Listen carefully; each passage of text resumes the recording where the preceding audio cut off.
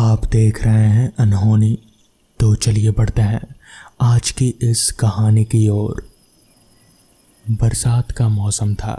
किसी भी वक्त बारिश आ सकती थी। आसमान पर काले बादल छाए हुए थे, बिजली चमक रही थी और बीच बीच में बहुत ज़ोर ज़ोर से बादल भी गरज रहे थे।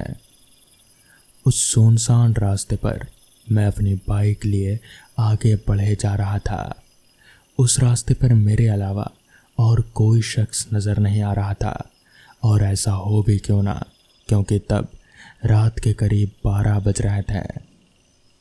हालांकि अगर मेरी जगह कोई और इंसान होता तो इतनी रात गए इस मौसम में बाहर नहीं निकलता, मगर मुझे निकलना आज ज़रूरी था।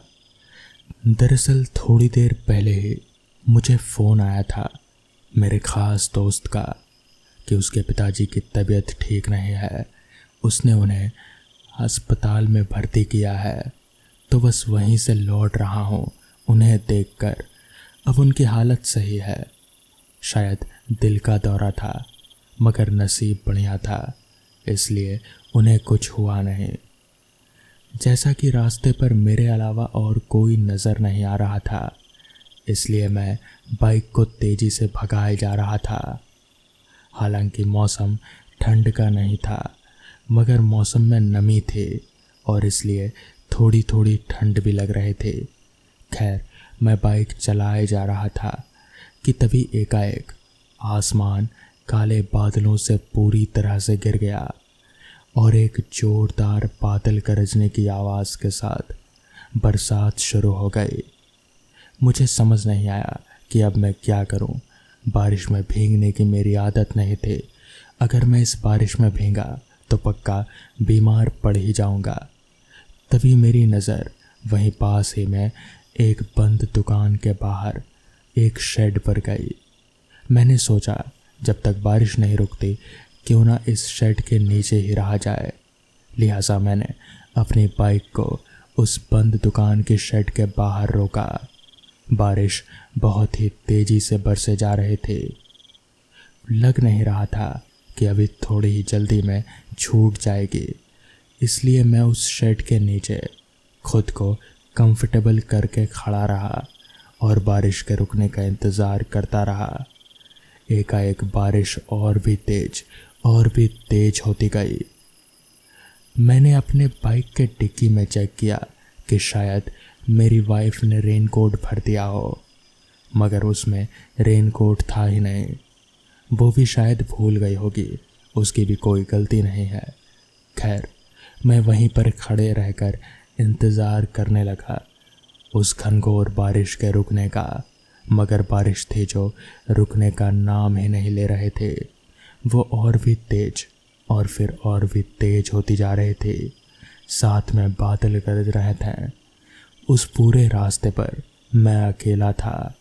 कहीं ना कहीं मुझे डर भी लग रहा था। मुझे समझ नहीं आ रहा था कि रुकूं या इस बारिश में भीगता हुआ अपने घर चला जाऊं, मगर फिर सोचा कि अगर मैं भीगता हुआ घर गया तो एक तो बीमार पड़ूंगा, ऊपर से वाइफ डांटेगी, उसका अलग डर। खैर, मैं वहीं पर खड़ा ही रहा। अभी मैं वहाँ पर खड़े खड़े खुद को किसी तरह उस टूटे फूटे शेड के नीचे बारिश से बचाने की कोशिश कर ही रहा था कि तभी मेरी नज़र सड़क के दूसरी ओर एक इंसान पर गई। मैंने देखा कि वो इंसान एक पेड़ के नीचे खड़ा था। शायद वो भी बारिश से बचने के लिए ही उस पेड़ के नीचे खड़ा था। बादल बहुत ज़ोर से गरज रहे थे और बिजली भी चमक रही थी। ऐसे में एक पेड़ के नीचे खड़ा रहना अच्छा नहीं होता, इसलिए मैंने उस आदमी को आवाज़ लगाकर कहा, ओ भाई साहब, पेड़ के नीचे मत खड़े रहो, इधर आ जाओ, यहाँ शेड है। मगर मेरी बात सुनकर भी जैसे उस आदमी ने अनसुना कर दिया और वो वहीं उस पेड़ के नीचे ही खड़ा रहा। मुझे लगा कि मेरा क्या, मैंने तो आवाज़ दी थी, अब अगर वो ही नहीं आया तो इसमें मेरी क्या गलती। पर तभी एकदम से बिजली चमकी और बिजली चमक कर उस आदमी के ऊपर गिर गए। मैं डर के मारे एकदम से कांप गया। मुझे कुछ भी समझ नहीं आया कि ये पल भर में ही क्या हो गया। वो आदमी एकदम से ज़मीन पर गिर गया। मैं भागता हुआ उस आदमी के पास गया और उसे उठाने की कोशिश करने लगा, मगर जैसे ही मैं उसके पास गया और उसका मुंह अपनी ओर किया तो एकदम से उस आदमी ने मेरा गला पकड़ लिया। उसकी शक्ल देखकर मेरे तो रोंगटे ही खड़े हो गए। उसका पूरा चेहरा जला हुआ था, बाल भी जगह जगह से जले हुए थे। तभी उस आदमी ने मेरी ओर देखा और अपनी लाल आंखों से मुझे गुस्से से देखने लगा। मुझे कुछ भी समझ नहीं आ रहा था कि आखिर ये क्या है। अभी तो इसके ऊपर बिजली गिरी थी और ये फिर सही सलामत कैसे है। मगर तभी मुझे ध्यान आया कि उसकी आंखें पूरी तरह से लाल है, जैसे लाल बत्ती जल रही हो। मैं समझ गया कि ये कोई इंसान नहीं है। इतने में ही उस रास्ते से एक गाड़ी गुजरी। मैं किसी तरह उस आदमी से छूटकर भागते भागते उस गाड़ी के पास पहुंचा। मैंने उन्हें पूरी बात बताई और फिर उस आदमी की ओर देखकर इशारा किया, मगर वहाँ अब कोई आदमी था ही नहीं। मैं समझ गया कि यहाँ मामला कुछ सही नहीं है। मैंने अपना बाइक उठाया और बारिश में भीगते हुए ही अपने घर की ओर निकल गया। मगर वो सब क्या था, यह आज तक मैं समझ नहीं पाया। हमेशा की तरह ही उस रात भी मैं वापस काम से घर लौट रहा था। रास्ते में हमेशा की तरह ही मैं अकेला ही था, क्योंकि रास्ता सुनसान और जंगल वाला था। मेरे हाथ में एक टॉर्च थी, जिसकी रोशनी के सहारे मैं आगे बढ़ रहा था। हालांकि रास्ते पर लाइट्स थी, मगर काफ़ी दूर दूर पर, जिस वजह से रास्ते पर आधी अधूरी रोशनी ही पहुंच पा रहे थे। अभी मैं चल ही रहा था कि तभी अचानक से किसी ने पीछे से मेरा हाथ पकड़ा। मैंने पीछे पलट कर देखा तो पाया कि ये कोई और नहीं बल्कि मेरे बचपन का दोस्त राजेश है। राजेश, जिसे ना जाने कितने ही सालों से मैंने नहीं देखा था, मगर उसका चेहरा मुझे आज भी अच्छे से याद है। राजेश ने मुझे देखा और फिर मेरे हाथों में एक कागज की पुड़िया थमा दी। मैंने उस पुड़िया को खोल कर देखा तो वो एक चिट्ठी थी। मैंने राजेश से पूछा, ये क्या है बे? क्या तू बोल नहीं सकता? ये चिट्ठी क्यों पकड़ा रहा है? इस पर राजेश ने कहा, बस इसे पढ़ता जा। मुझे बड़ी हैरानी हुई कि इतने सालों के बाद मिले हैं और ये क्या मुझे बेकार सी चिट्ठी पढ़ने को कह रहा है। खैर, फिर भी मैंने वो चिट्ठी पढ़नी शुरू की। उसमें राजेश ने अपने हिसाब से लिखा हुआ था, मेरा जन्म मुंबई में ही हुआ था और बचपन भी यहीं बीता था, पर मैं जब 15 का हुआ तो पिताजी के तबादले के वजह से हमें रतलाम जाना पड़ा। लेकिन मुंबई से मेरा प्यार कभी कम नहीं हुआ। रतलाम भी अपने आप में शानदार है, पर मुंबई से कई ऐसी यादें जुड़ी है जिन्हें मैं कभी भूल नहीं सकता।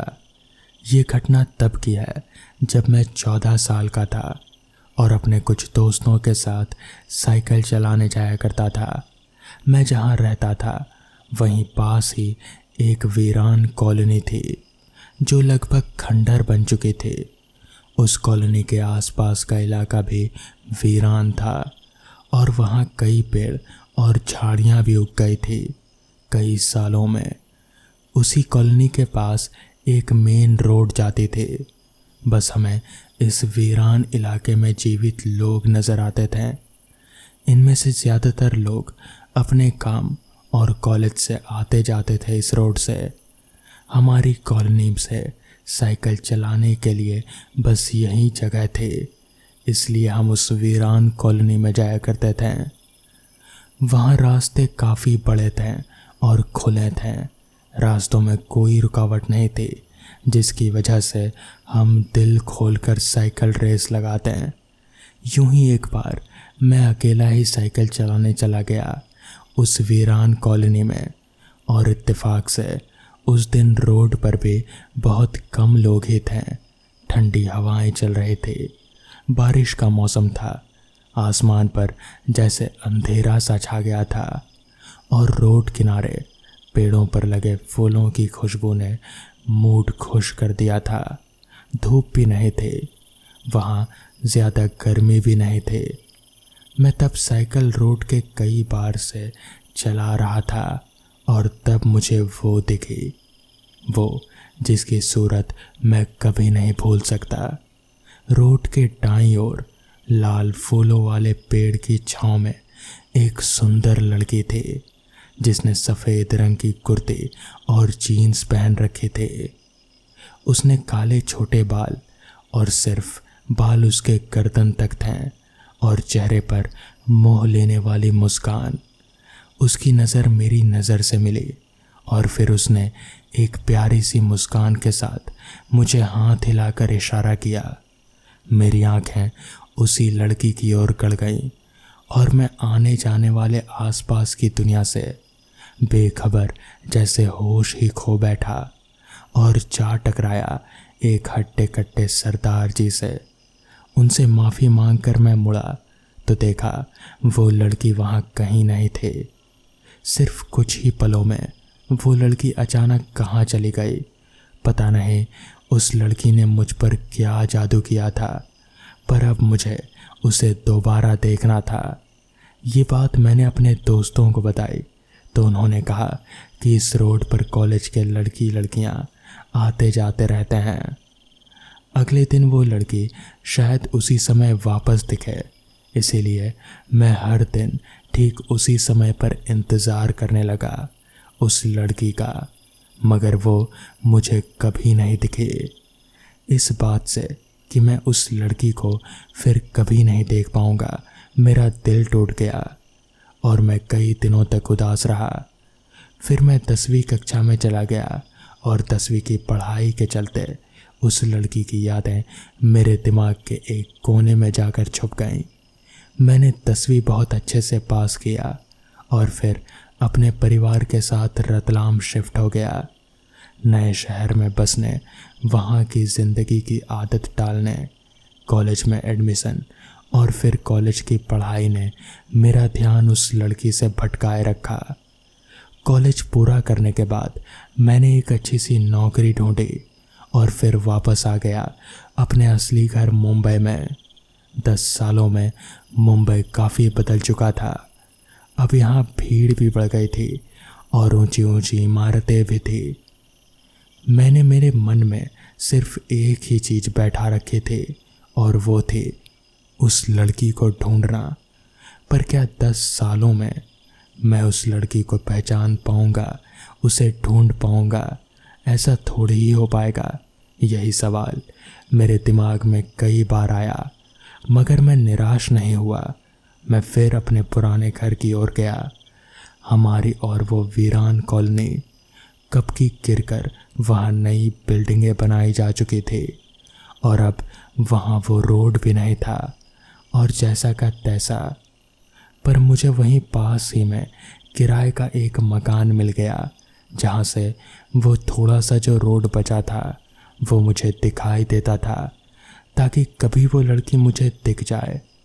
मैंने फिर अपनी तहकीकात शुरू की, और वहाँ के पुराने स्थानीय निवासियों से पूछा, और मेरे कुछ चौंकाने वाली बात पता चली। इनमें से कुछ लोगों ने उस लड़की को देखा था। इसके बाद मुझे कुछ और लोग भी मिले जिन्होंने उस लड़की को देखा था। इनमें से कुछ की कहानी लगभग मेरी तरह ही थी, पर कुछ की अलग। कुछ लोग जब अपने वाहन से जा रहे थे तब वो लड़की अचानक उनकी गाड़ी के सामने आ जाती और फिर गाड़ी के आर पार हो जाती। मुझे पहले इस बात पर यकीन नहीं हुआ कि वो लड़की असल में एक आत्मा है, पर हाल ही में जिन लोगों ने उस लड़की को देखा था उनके अनुसार वो एक जवान लड़की थी। मैं इन सब बातों से कंफ्यूज होने लगा था इसी बीच एक तहकीकात के दौरान एक बुजुर्ग आदमी ने कहा, बेटा इन आत्माओं के चक्कर में मत पड़ो, उसे भूल जाओ, इसी में तुम्हारी भलाई है। पर मैं उसे न भूल पा रहा था और ना ही उसे जाने दे पा रहा था। बस यही तो मेरी दिक्कत थी। मैंने उस लड़की की पहचान के बारे में जानने की भी कोशिश की, पर कुछ भी पता नहीं चला। इन सभी किस्सों पर गहराई से सोचने पर मुझे एक बात ही पता चली कि वो लड़की जब भी किसी को दिखती है तो सिर्फ एक बार ही दिखती है, उसे दोबारा किसी ने नहीं देखा। साथ ही वो आत्मा कोई बुरी नहीं, वो बुजुर्ग से लेकर बच्चों और मर्दों से लेकर औरतों को सबको दिखी है, पर किसी को भी उस लड़की को लेकर आकर्षण नहीं हुआ जैसा कि मेरे साथ हुआ। कई लड़कों के हिसाब से वो उनकी द्वारा देखी गई सबसे सुंदर लड़की थी, पर फिर भी उन्हें उस लड़की से इश्क नहीं हुआ। शायद वो लड़की कोई जादू नहीं करती लोगों को, और शायद उसके लिए मेरी मोहब्बत सच्ची है।